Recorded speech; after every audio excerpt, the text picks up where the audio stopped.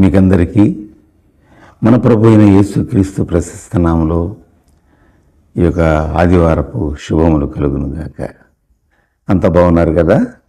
ఇవాల్టి వాక్య భాగము అపోస్తలుడైన పౌలు తెస్సలోనికీయులకు రాసిన మొదటి పత్రిక 5వ అధ్యాయము 13 చివరి నుంచి 18 వరకు మనము చదువుకుందాం. మరియు ఒకరితో ఒకడు సమాధానముగా ఉండుడి. సహోదరులారా, మేము మీకు బోధించినది ఏమనగా, అక్రమంగా నడుచు వారికి బుద్ధి చెప్పుడి, ధైర్యం చెడిన వారిని ధైర్యపరచుడి, బలహీనులకు ఓతమియుడి, అందరి ఎడల దీర్ఘశాంతము గల వారయుండుడి. ఎవడును కీడునకు ప్రతి కీడు ఎవనికైనను చేయకుండా చూచుకొనుడి. మీరు ఒకని ఎడల ఒకడు మనుషులందరి ఎడలను ఎల్లప్పుడూ మేలైన దాన్ని అనుసరించి నడుచుకొనుడి. ఎల్లప్పుడూ సంతోషంగా ఉండుడి, ఎడతెగక ప్రార్థన చేయుడి. ప్రతి విషయమందును కృతజ్ఞతాస్తుతులు చెల్లించుడి. ఇలాగు చేయుట యేసుక్రీస్తునందు మీ విషయములలో దేవుని చిత్తం. మొట్టమొదటిగా దేవుని చిత్తంలో మనము ఒకరి ఎడల ఒకరము సమాధానం కలిగి ఉండాలి. సమాధానమే శిలువ కేంద్రము అని రాశాడు ఒక రచయిత. కరెక్ట్. అది దేవుడికి మనిషికి మధ్య ఉన్న అగాధాన్ని తీసివేసి యేసయ్య తండ్రితో మన చేయి కలిపి మనల్ని సమాధానపరిచాడు. సమాధానం అనేది మన హృదయాలలో ప్రవహించాలి. ఈ ప్రవాహము అందరిలోనూ ప్రవహించాలి.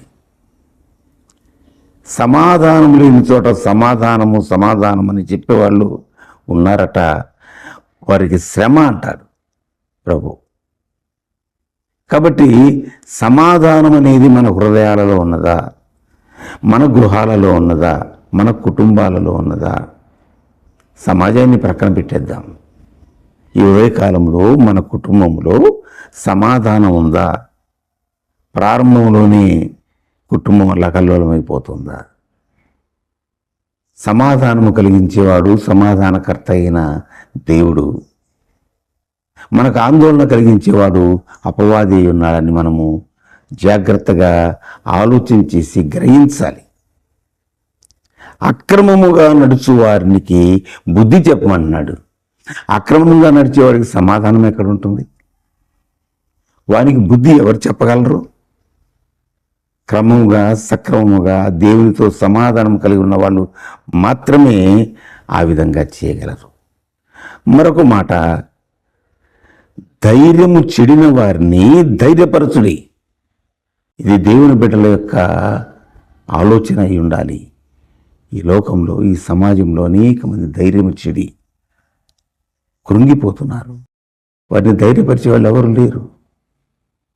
అనారోగ్యముతో కుమిలిపోతున్నారు, భయపడిపోతున్నారు, ఆందోళనలో ఉన్నారు. ఈ యొక్క రోగము ఏ స్థితికి నన్ను తీసుకెళ్తుందో అని భయపడిపోతూ ఉన్నారు రోగాల గురించి. అదేవిధంగా సమాజంలో తమ పరిస్థితుల గురించి ఆలోచించి ఏమైపోతామో, నా కుటుంబం ఏమైపోతుందో, నా బిడ్డలు ఏమైపోతారో, వీరి భవిష్యత్తు ఏమైపోతుందో చూసారండి. ఎలాంటి ఆలోచనలో ఏమీ కాదు.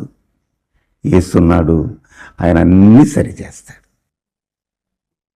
సముద్రపు పొంగును అలలను గద్దించి నిమ్మలపరిచిన దేవుడు నీ హృదయాన్ని, నీ పరిస్థితులను నిమ్మలపరచడా?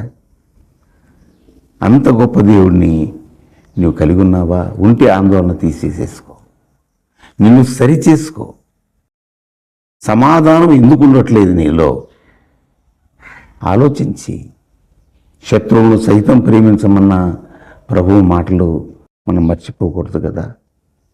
తండ్రి, వీరేమి చేస్తున్నారో వీరెరుగరు కనుక వీరిని క్షమించమన్నాడంటే ఎంత ఉన్నతమైనటువంటి దేవుని ప్రేమ ఉద్దేశాలు మనం గ్రహిస్తే, ఆయన క్షమాగుణము, ఆయన ప్రేమ గుణము మనలో ప్రవహిస్తే మనలో ఉంటే మనకు శత్రువులు ఉండరు. మనం అందరినీ కూడాను క్షమించగలము, సమాధానం కలిగి ఉండము. అలాగే బలహీనులైన వారిని మనకు ఊతం ఇవ్వాలి, వారిని బలపరచాలి. ఇది దేవుని యొక్క గుణము, సుగుణము. అది మనకు కావాలి. ప్రార్థన చేసుకుందాం.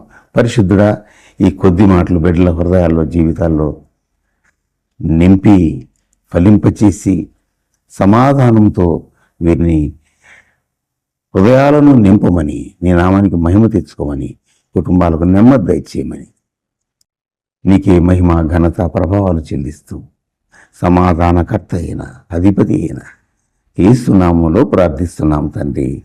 ఆమేన్. Praise the lord. God bless you all.